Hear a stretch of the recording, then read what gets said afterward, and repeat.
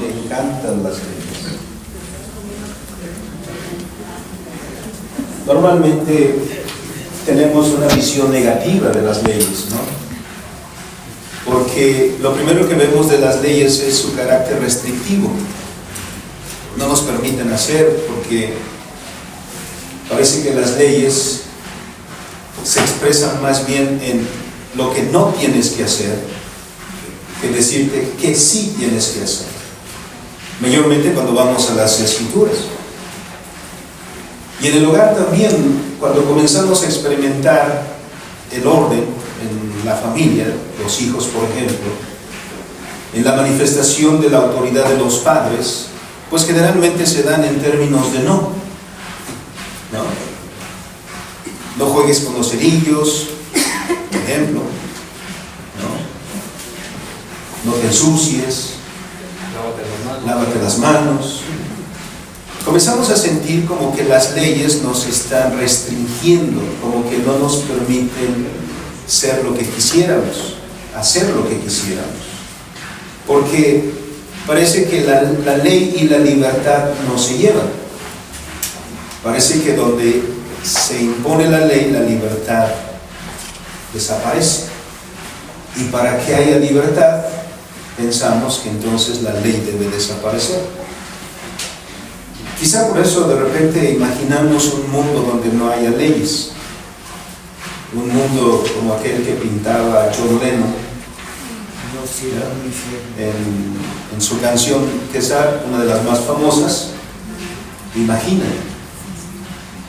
Es decir, ¿qué tipo de mundo es ese donde dice, imagina que no hay cielo, imagina que no hay infierno?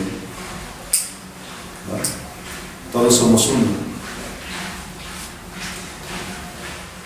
Es una visión muy romántica, pero también una negación de la realidad. Porque la verdad es que tenemos que comenzar viéndonos realmente como somos. Pero a veces los que menos tenemos una visión correcta de nosotros mismos, somos nosotros mismos. Es por eso que la ley, de la cual el apóstol Pablo ha estado hablando en los últimos capítulos, pues ha ido desglosándose paulatinamente el pensamiento que el apóstol Pablo quiere que entendamos. Cuando leemos los 10 mandamientos, por ejemplo, también tienen una forma negativa. ¿Cuántos mandamientos de los 10 están dichos en términos de no? Todos, a excepción de 2. El cuarto y el quinto mandamiento. Pero a excepción de esos, todos los demás están dichos en términos de no. Y mucha gente tiene la percepción, entonces, como que si a Dios le encantara arruinarnos la vida, ¿no? Porque entonces no puedes hacer esto, no puedes hacer aquello, no puedes ir allá, no puedes hacer lo demás. Y algunos nos dirán en torno de nosotros también que miren cómo se nos restringe, porque el cristiano no puede divertirse, el cristiano no puede salir como los demás, el cristiano no puede hacer esto, el cristiano no puede hacer aquello. Y se nos ve a veces a los pastores, y hay que admitirlo, a veces sí los hay, pastores abusivos, que imponen su voluntad sobre la grey, como si fuera un Diótrefes. Pero eso no hace que la ley sea negativa, ni que Dios tenga el ánimo de estropear nuestra vida para que no hagamos o no seamos divertidos o no hagamos muchas cosas. Sino que tenemos que ver con atención cuál es el propósito de la ley, para qué Dios dio la ley a su pueblo. Y así lo dice el mismo apóstol Pablo en el segundo pasaje que hemos leído, ¿no? Diciendo abiertamente ¿y cuál es el propósito entonces de la ley? Así que al avanzar y basado en lo que Pablo ha dicho, que nosotros como cristianos, lo dijo en el pasaje que leímos la semana pasada, dijo que nosotros hemos muerto a la ley, versículo 4, y que ahora como cristianos, como los que hemos sido redimidos en Cristo, estamos libres de la ley, a fin de que no sirvamos más al pecado, sino que sirvamos ahora, versículo 6, bajo el régimen nuevo del Espíritu y ya no más bajo el régimen viejo de la letra, dice la palabra. Y siguiendo esa idea, llega al punto de hacer una pregunta más. Miremos cómo Pablo ha estado haciendo preguntas, ¿no? Parece que Pablo está teniendo un interlocutor cuando escribe esta carta, que a veces es una buena estrategia, ¿no? Cuando uno quiere escribir algo en una manera de diálogo. Voy a tener un interlocutor imaginario para yo escribir lo que quiero escribir. Entonces imagino que el que está como mi interlocutor puede preguntar y yo le voy a responder. Que una pregunta que pudiera surgir es esta y entonces respondo. Las dos preguntas previas es en el capítulo 6, versículo 1. ¿Perseveraremos en el pecado para que la gracia abunde? Y Pablo responde con una rotunda negación. No, absolutamente no. La segunda pregunta es, ¿pecaremos porque no estamos bajo la ley sino bajo la gracia? Una vez más el apóstol responde con un rotundo no. Y ahora la pregunta es, ¿la ley es pecado? Eso es lo que vamos a concluir de lo que Pablo ha dicho. De todo el mensaje que ha dicho previamente, debemos concluir entonces que la ley es pecado. Pablo responde una vez más y con rotundo énfasis, absolutamente no. ¿Cómo entonces debemos mirar la ley? Porque hasta aquí, por todo lo que Pablo ha dicho, podríamos fácilmente concluir en una perspectiva negativa de la ley. Pablo dice, alto aquí, no concluyas tan rápido eso. No concluyas que la ley tiene un carácter negativo. De hecho, por eso miremos, adelantándonos un poco, el versículo 12, Pablo va a afirmar, la ley, a la verdad, es santa, y el mandamiento es santo, es justo y es bueno. ¿Para qué entonces nos dio Dios la ley? Si Dios no es en este ánimo restrictivo de arruinarnos la vida, diríamos, ¿no? Porque cuando somos jóvenes y la autoridad de nuestros padres o nuestros padres se revela, pues no nos dejan salir al cine, no nos dejan llegar a la hora que queramos a la casa, porque nos permiten salir, pero dicen a las 8, a las 9 estás de regreso, ¿no? Yo quisiera llegar a las 12, a la 1. O no llegar. No, yo quisiera tener los amigos que yo quisiera, pero ahí están mis padres diciendo, ese amigo no te conviene, esa amiga no tiene buena influencia en ti, y así que los quitas. No, yo quisiera tener a quien yo quisiera. Yo quisiera cortarme el pelo como a mí se me antoje, pero ahí están mis padres diciendo, no, córtate esas greñas, peínate. No. Entonces, pues nos enojamos con nuestros padres y decimos, mis papás están en contra de mí, ¿verdad? Y por eso se nos hace tarde para llegar a ser adultos, para emanciparnos y entonces sí hacer lo que querramos. Y a veces pareciera que así vemos a Dios. Mira cuántas leyes nos da. Mira, Dios nos dice, no hagas esto, no hagas lo otro, no hagas allá. ¿Para qué nos dio la ley? Bueno, Pablo dice que el propósito de la ley es revelarnos el pecado. Es manifestar en nosotros el pecado. Retomemos el versículo 5 de este mismo capítulo. Pablo dice, porque mientras estábamos en la carne, las pasiones pecaminosas que eran por la ley obraban en nuestros miembros llevando fruto para muerte. Y afirma En ese mismo contexto que hemos muerto a la ley, para que vivamos ahora bajo el nuevo régimen del Espíritu, el cual va a desarrollar en el capítulo 8. Parece entonces que la ley posee el pecado de incitarnos a pecar, concluyendo así en una perspectiva negativa de la ley. Parece entonces que es la ley la que nos hace pecar. Por eso Pablo dice, ¿la ley es pecado? A lo cual va a responder, no. Con la pregunta, lo que el apóstol quiere enfatizar, lo que quiere decir es, si la ley engendra el pecado de tal manera que el pecado puede imputársele a ella, es decir, puede atribuírsele el pecado a la ley. Pero eso es por lo siguiente, vamos a mirar cuidadosamente.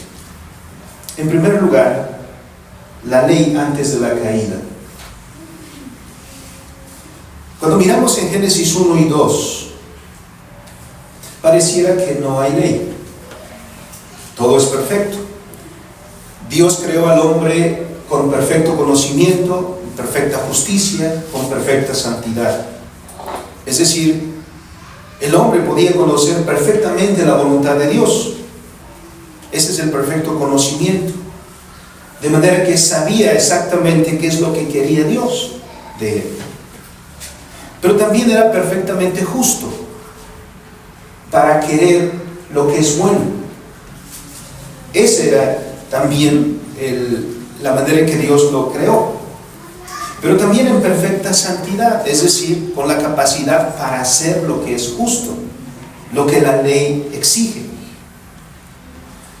Pero podemos llegar a pensar que anterior a la caída no hubiera pecado para Adán y Eva, porque pues eran perfectos.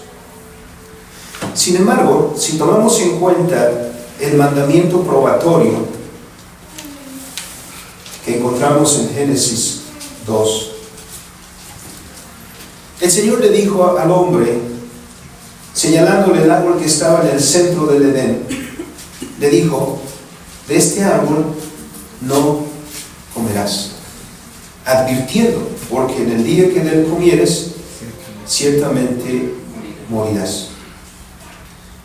Si el hombre permanecía en esa integridad con que fue creado, perfecto conocimiento, perfecta justicia y perfecta santidad, podía cumplir perfectamente todo lo ordenado por Dios, porque no había concupiscencia en su corazón. Es decir, no había en Adán y Eva la tendencia a pecar, la tendencia a rebelarse, la tendencia a desobedecer, sino todo lo contrario.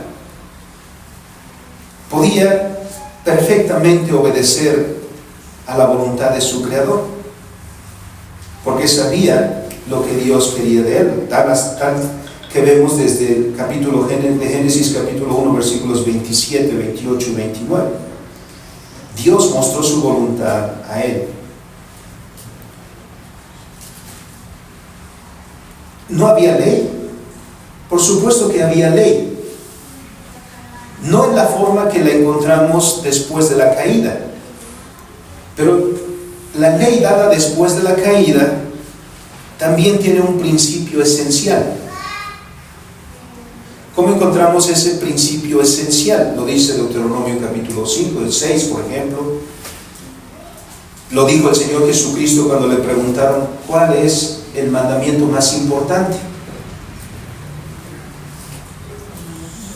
Y el Señor dice, el mandamiento más importante es este: amarás al Señor tu Dios con todo tu corazón, con toda tu mente, con todas tus fuerzas.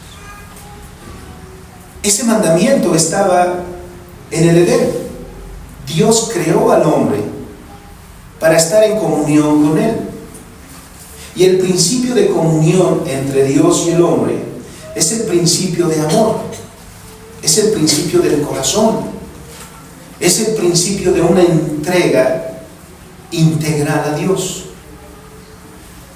Ciertamente la ley no tenía la forma que tiene después de la caída, porque Adán no tiene la tendencia a pecar.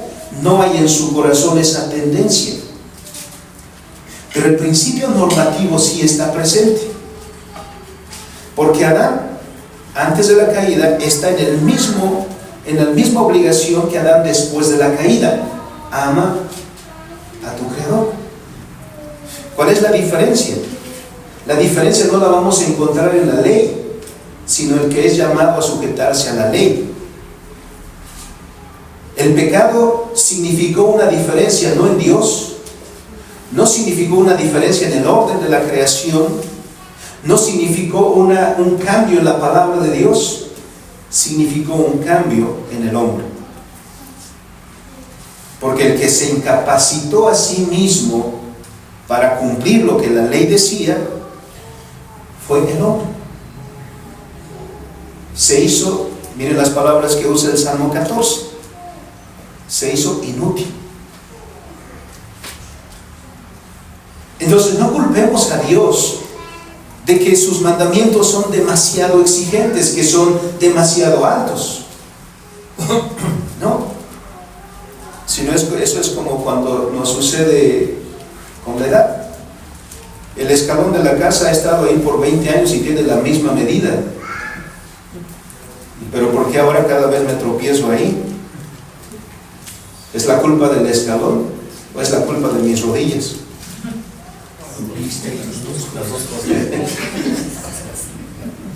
Eso es lo mismo que sucede aquí. ¿Quién es el que cambió? ¿No? Como que uno comienza a decir como que el mercado ya está más lejos que hace 10 años. No, está a la misma distancia. El problema no es eso, el problema soy yo. Entonces, en el marco de la creación sí hay ley, pero la forma de esa ley no la conocemos porque no estaba en la condición que nosotros estamos. Pero el principio normativo sí está. Amarás al Señor tu Dios, al tu Creador, para cumplir su voluntad.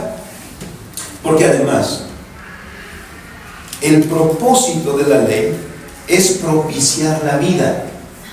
Donde hay ley, Dios la pone para propiciar la vida. Y miren qué bellamente florece la vida en el contexto de la ley de Dios.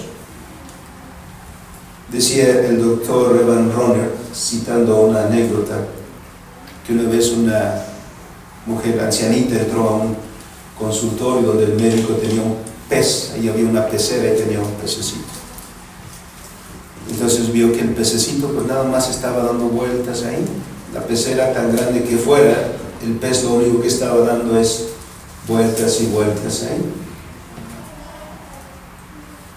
Y se sintió como conmovida por ver al pez dando vueltas y vueltas ahí. Y le dice: pececito, te voy a liberar. Y lo saca. Y ya sabemos qué pasó con el pez. Se murió.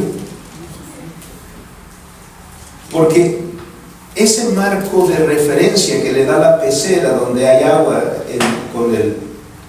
los que han tenido de mascotas peces, ¿no? Los que tienen la alcalinidad justa y todo lo que necesita el pez, miramos que es propicio para la vida. La vida no es posible sin leyes.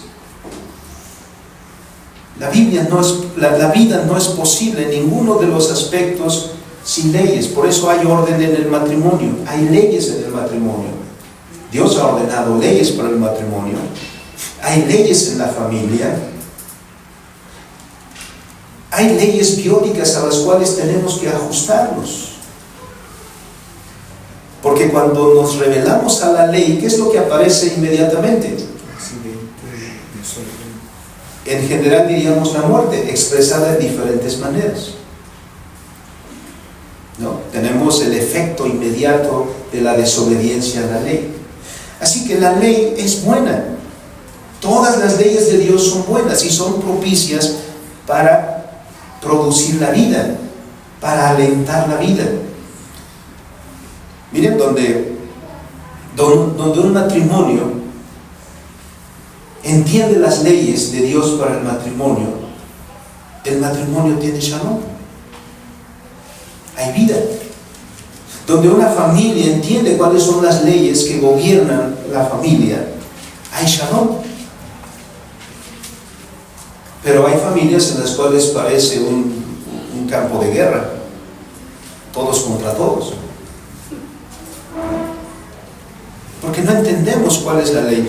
Dios ha puesto la ley para ser el marco de nuestra vida, para que nuestra vida florezca.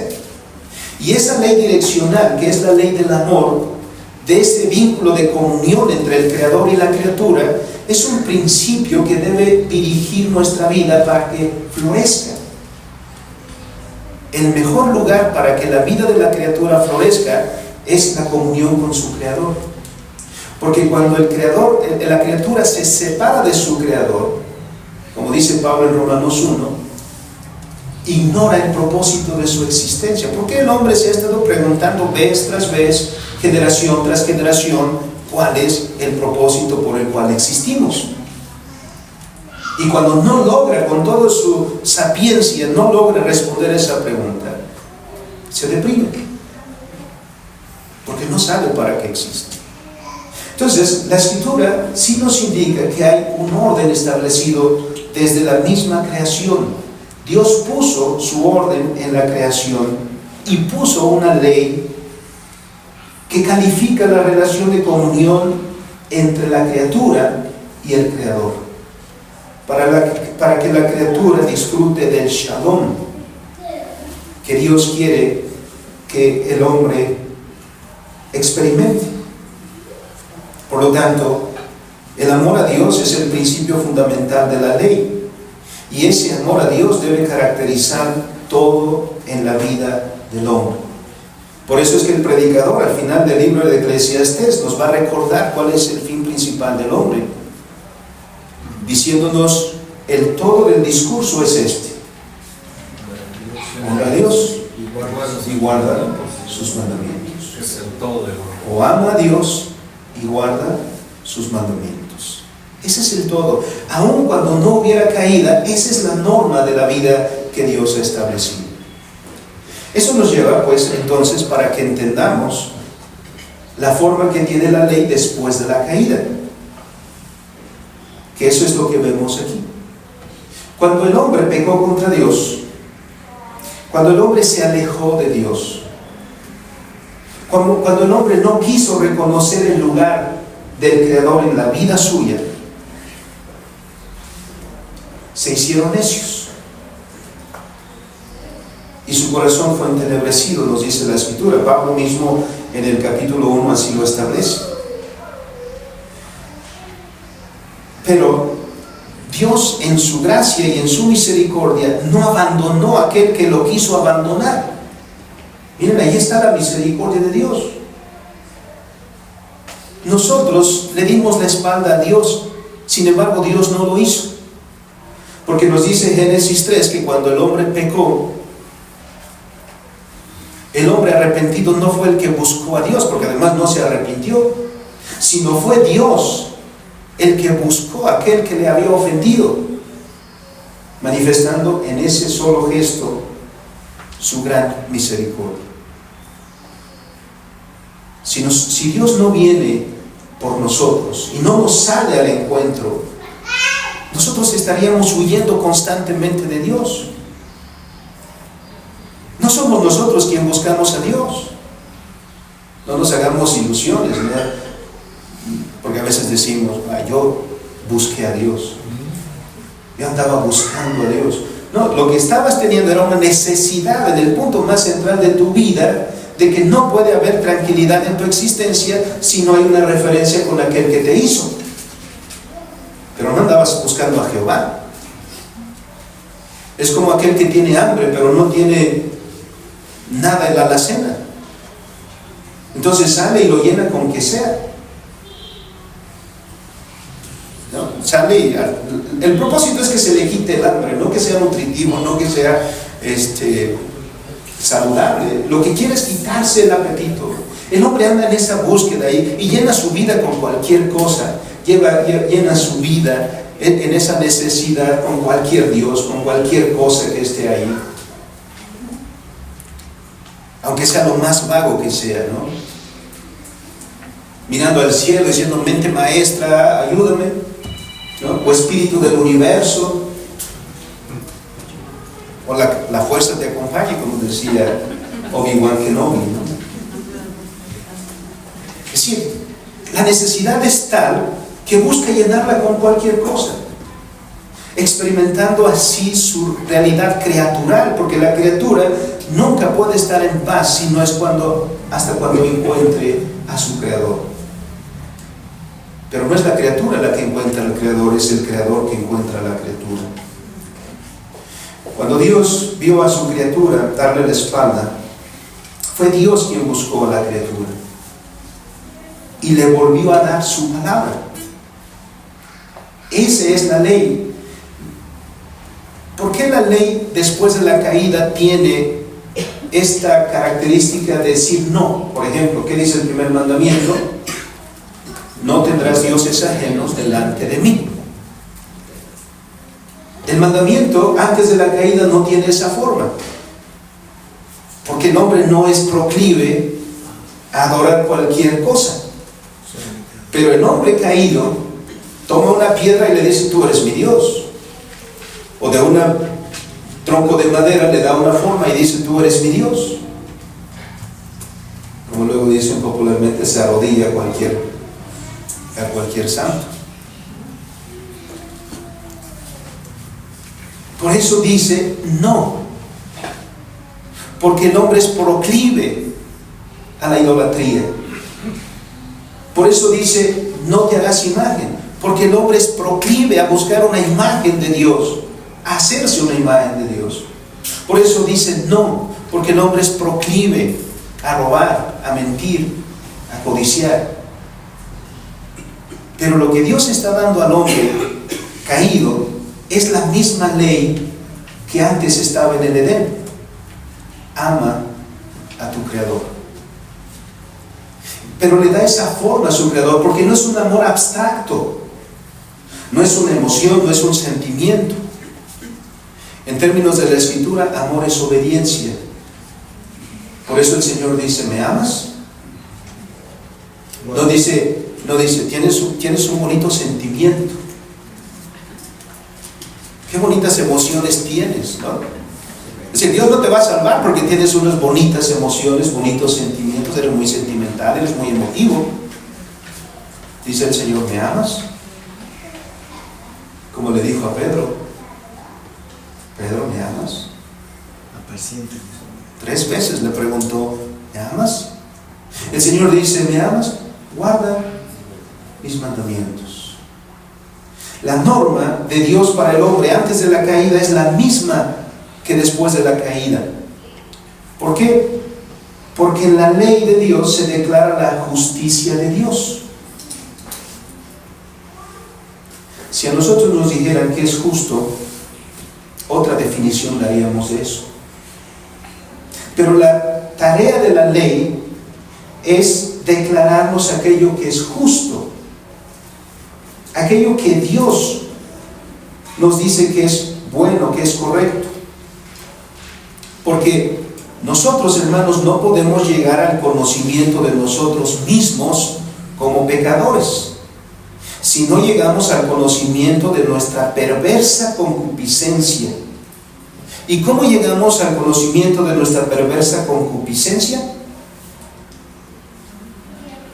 Solo por el conocimiento de la justicia de Dios. Es decir, ¿cómo podemos llegar a conocer nuestra injusticia?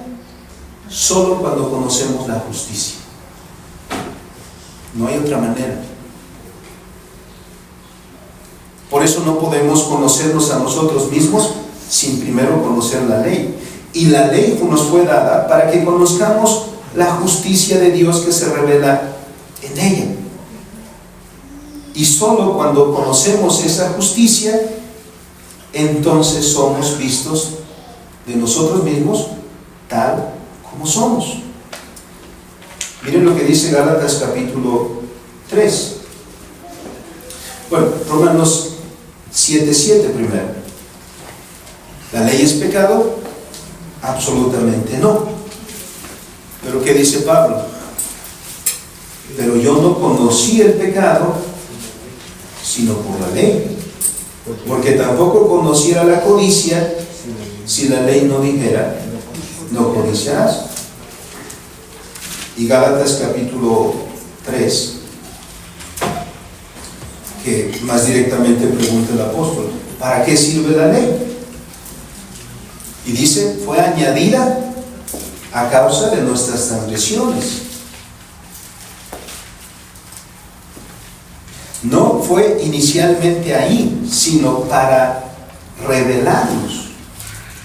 Porque, ¿quién de nosotros, hermanos, es tan pronto para reconocer realmente quién es? Miren, en la filosofía y particularmente en la antropología hay una visión por la filosofía liberal o humanista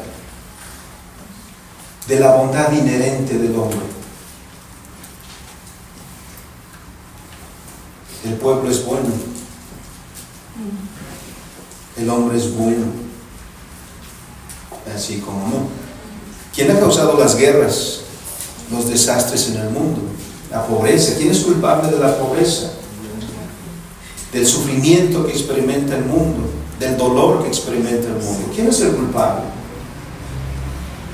Pero cuando hablamos de eso, ¿nos quejamos de quién? ¿De nosotros? Nos quejamos de Dios.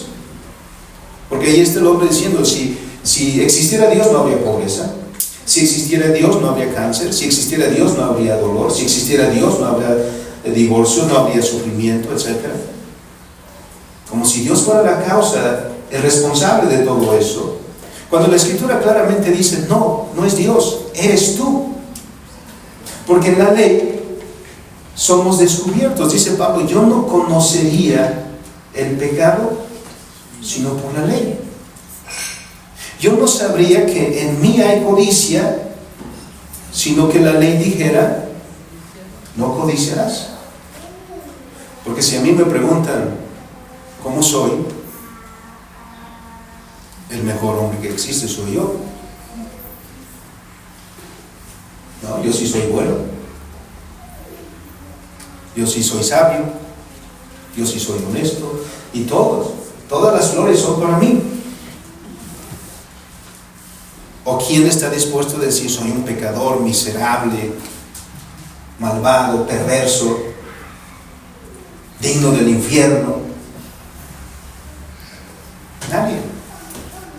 Eso solo lo dice aquel que es regenerado por el Espíritu Santo, confrontado con la ley. Porque en la ley, como hemos dicho, se declara la justicia de Dios. Y cuando vemos la justicia de Dios, entonces nos podemos ver a nosotros mismos. Juan Calvino decía, yo puedo decir, por ejemplo, que como si fuera comercial de blanqueador o de jabón, mi camisa es la más blanca que existe. Ahora Juan Calvino dice, eso va a suceder ¿hasta cuándo? Si no tenemos ninguna referencia con qué medir qué tan blanca es, va a ser blanca. Pero si llegamos hasta el punto que encontramos algo que es muy blanco, entonces eso que te parecía blanco se va a ver todo amarillento. Es solamente cuando tenemos una referencia, cuando podemos tener una visión correcta.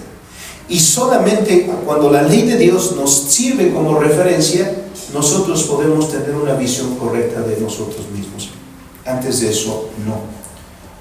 Por eso es que cuando la ley se da al hombre caído, es para hacerle convicto de su pecado. Porque el hombre sin Dios nunca admite que es un pecador. Nunca admite que es un perverso, que es un malvado. ¿Por qué? Por eso Pablo también dice, donde no hay ley, no hay pecado. Si la ley no dijera que está prohibido pasarse el alto, ¿qué podríamos hacer? Pasarnos todos los altos. No hay delito, no hay castigo, porque no hay ley.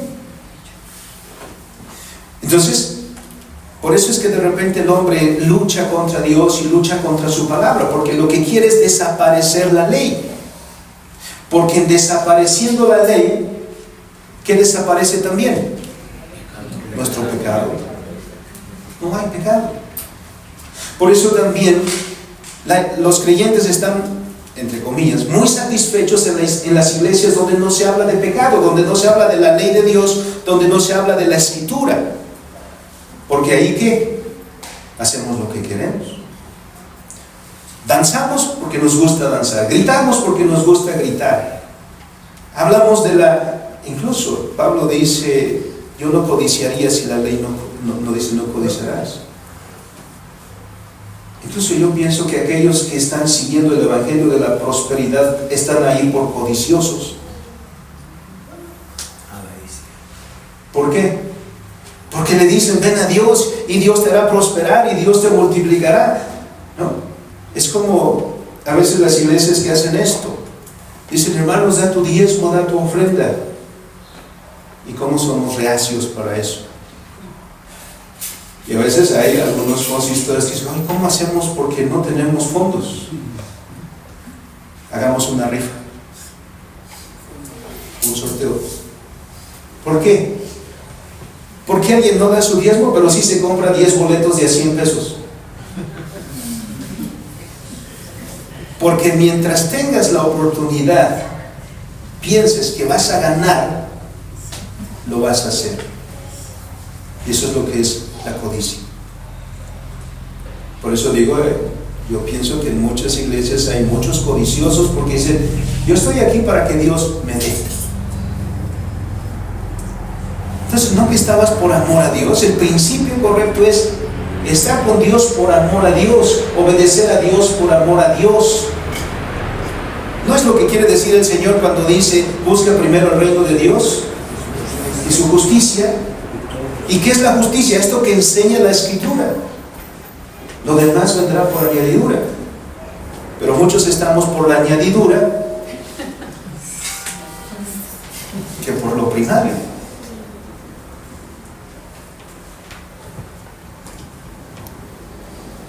¿Por qué es así? Porque sin la ley es imposible distinguir entre lo bueno y lo malo. Por eso la ley que nos enseña la justicia de Dios establece para nosotros lo que es bueno y lo que es malo.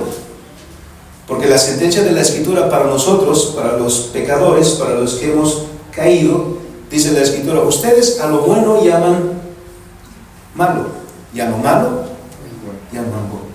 Es decir, al hombre caído le gusta la relatividad. Todo es relativo.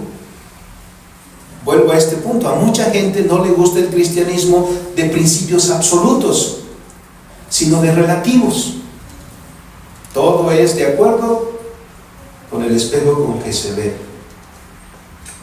Porque donde hay relatividad, entonces cualquiera puede hacer lo que quiera y lo puede justificar.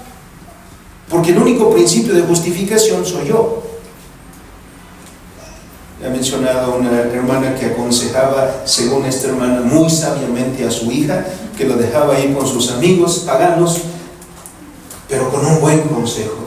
Nunca hagas algo que vaya en contra de tu conciencia.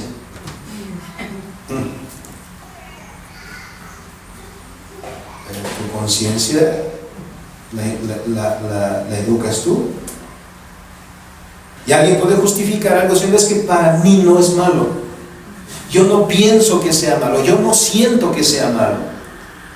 Pero el cristiano no vive sujeto a su conciencia, sino a la ley de Dios. Porque la ley de Dios es la que establece la distinción entre lo que es bueno y lo que es malo. Y lo que debe ser bueno para nosotros es lo que es bueno para Dios, y lo que es malo para nosotros es aquello que Dios dice que es malo.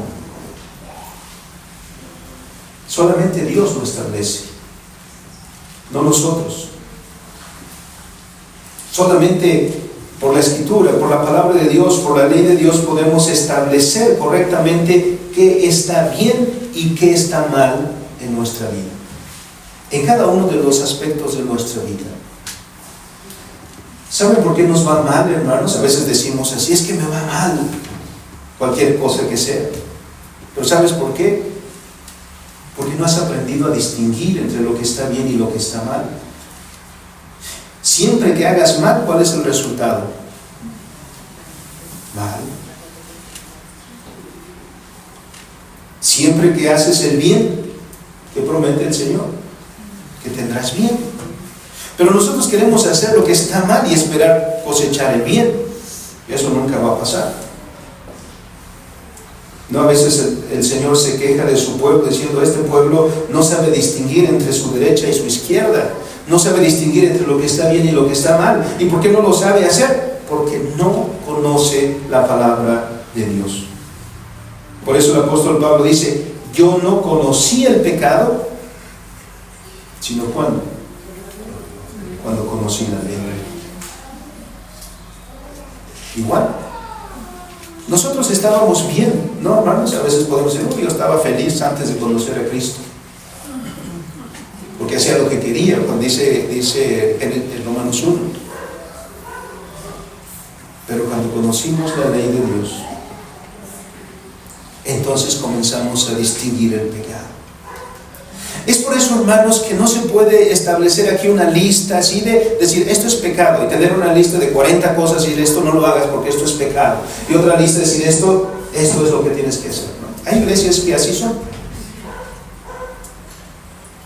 No, porque tenemos que conocer los principios. Tenemos que conocer la ley de Dios que nos ayuda a discernir. Ningún cristiano puede trasladarle a otro que piense por uno. Yo no puedo decirle a alguien más: oye, tú define lo que es bueno o malo para mí. No, tú tienes que entender lo que la ley dice para que guíes tu vida, para que tomes tus decisiones. ¿O acaso la ley de Dios dice: tienes que tener una sola persona sabia y todos los demás hacen lo que Él dice? La ley de Dios dice que todo cristiano tiene que ser sabio. Y la única manera de ser sabio es conociendo la ley de Dios. Porque siendo sabio sabes distinguir entre lo que está bien y lo que está mal, lo bueno y lo malo, y sabes discernir el pecado de lo que es correcto. Y Dios quiere que seas sabio, porque nadie, hermano, nadie va a vivir tu vida por ti. Dios te ha dado a ti la vida y Dios te ha hecho responsable de tu vida a ti. Y tú eres el que vas a dar cuentas delante de Dios de lo que vivas y cómo vivas.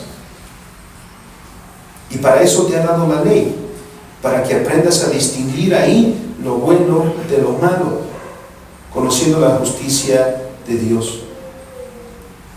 Solo en este conocimiento de la ley de Dios conoceremos nuestro pecado. El pecador que está en pecado no sabe que lo está. Es decir, que está en pecado. Y por lo tanto no admitirá que está en pecado porque no tiene ninguna referencia que le haga ver que está mal. Solo cuando conoce la ley de Dios se puede mirar a sí mismo como en un espejo y entonces tener una visión correcta de quién es. Y solo entonces se podrá postrar delante de Dios y confesar como aquel publicano que decía: sé propicio a mí, pecador.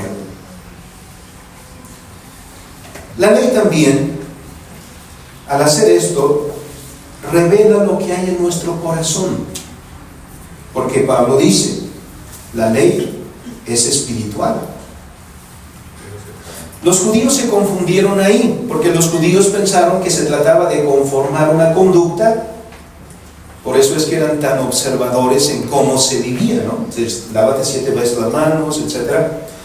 Porque pensaron que entonces era el cumplimiento externo, pero la ley es espiritual porque se refiere al corazón.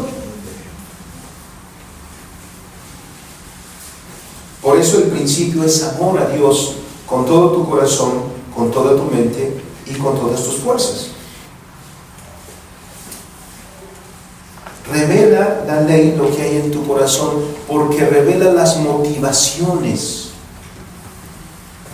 Tú puedes ver a alguien y llegar y saludarlo efusivamente, y externamente eso es loable, y los que lo vean lo van a exaltar. Mira cómo aprecia. Pero el que escudriña el corazón va a reprobar eso por hipócrita.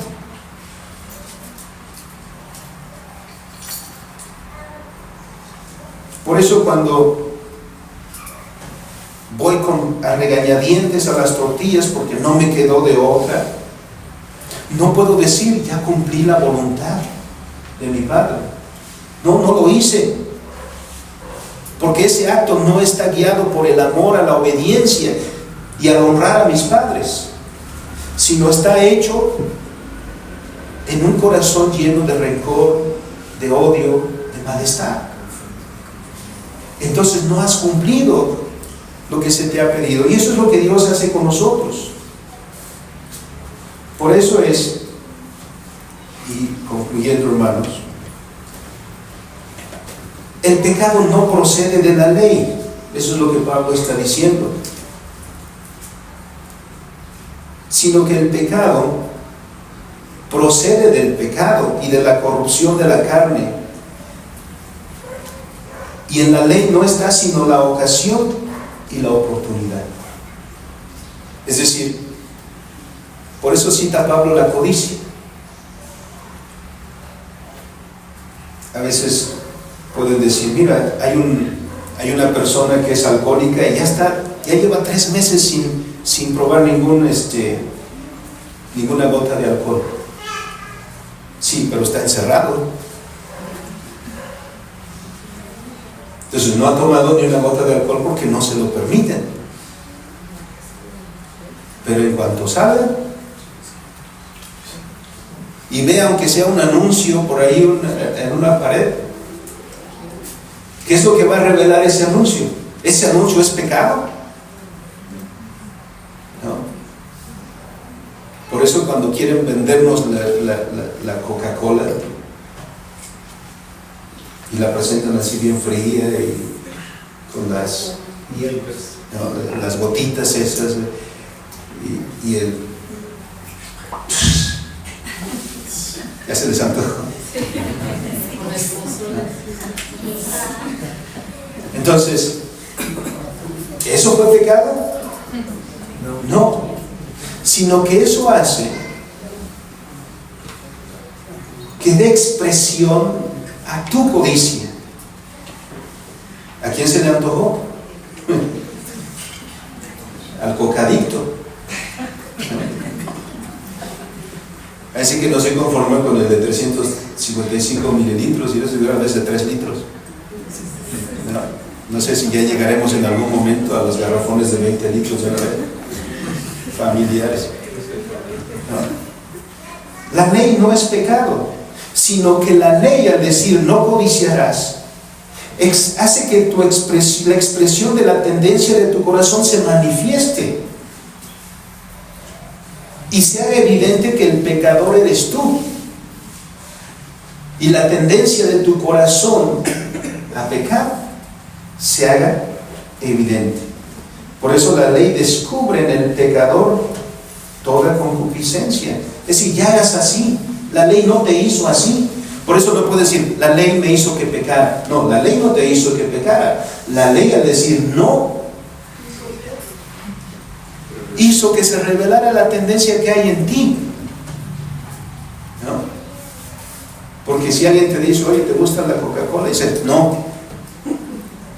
Nada más, volteaste, ¿no? Entonces, eso hizo que se revelara en ti la verdadera intención de tu corazón. Eso es lo que hace la ley. La ley descubre en el pecador toda concupiscencia, la cual antes de la ley pareciera no estar, pero cuando la ley dice no, aparece ahí el pecado. Entonces, la ley no tiene un sentido negativo y no debemos tener, hermanos, esa perspectiva de la ley. Pero la ley fue dada para hacer evidente en nosotros nuestro pecado, para que tuviéramos esa visión y al final tuviéramos esa necesidad. ¿Por qué?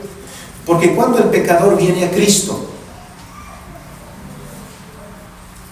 ¿cuál es el primer paso de los alcohólicos anónimos y de todos los grupos de estos?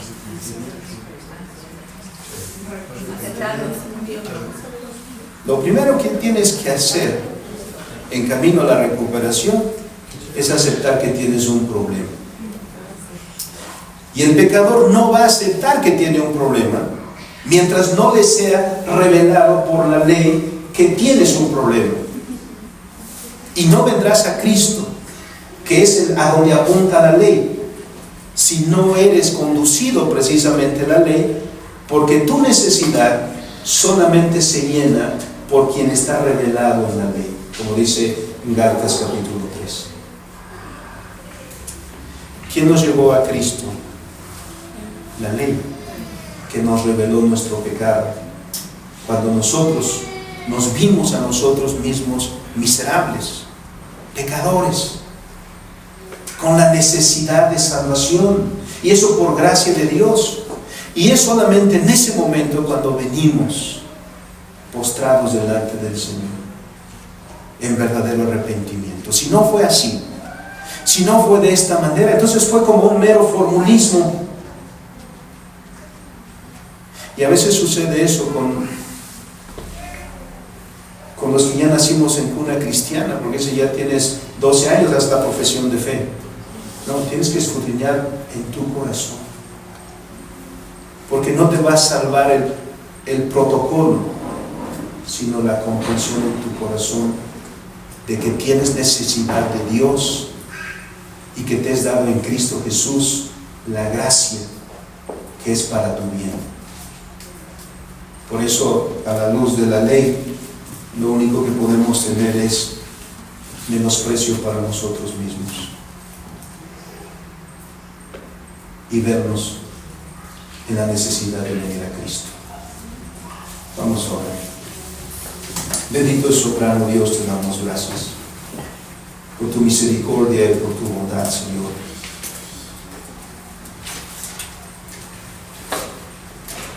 Sin ti y sin tu palabra creímos, Señor, que éramos los mejores, como ahora mismo el humanismo lo dice, como lo dijo la filosofía de la Ilustración, como le dice la antropología evolucionista.